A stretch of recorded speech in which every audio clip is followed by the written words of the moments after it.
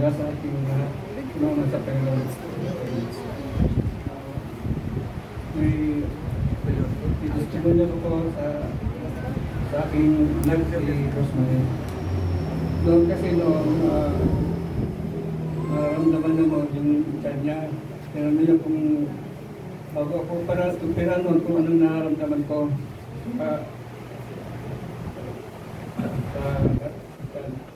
Hindi ko, masakit ka po, tapos sa gabi masakit, tapos titigil naman. Kung kakain ka lang marami, sakit. Yan daw ang nararamdaman niya. Kaya,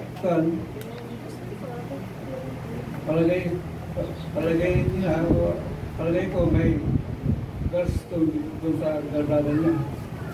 Nung umuwi nung January sa India, kasi malapit lang naman ata yung lugar sa India. Umuwi doon sa kanila, nagpa-check up. Yun nga, may nakitang gallstone sa gallbladder.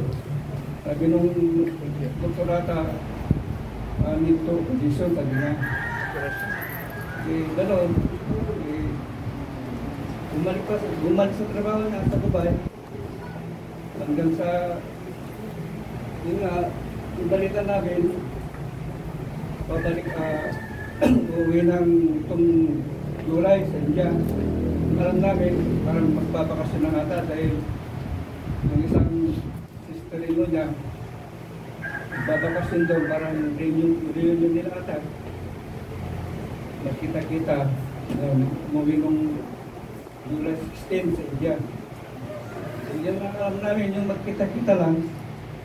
Tapos, nung Sister Joan, nung ganis ng gabi, nag-chat, sabi, i-pray natin si ate kasi naka-schedule ang operation niya sa bukas, sabi niya gano'n.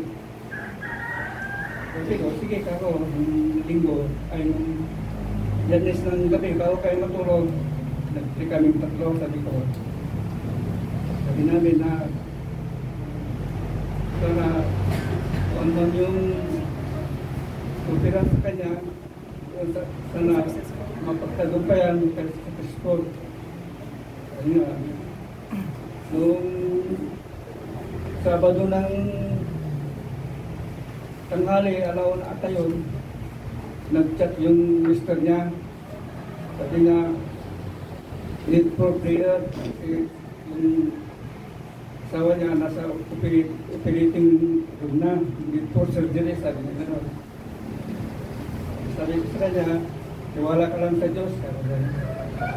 Hindi niya pababayaan kasi ipinili na namin. Amen. Tapos ng kasi 45 hours ata ang surgery niya. Kalipat na ata ng 4 hours, nag-chat ulit. Thank you Lord, sabi niya, successful operation, sabi niya, nasa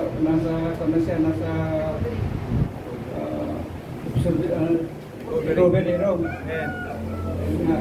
Siguro, nakarecover na siya, yun, nag-chat yung mga magkakapatid, kaya nga, salamatan ko ang Panginoon, kahit nasa malayo sila, hindi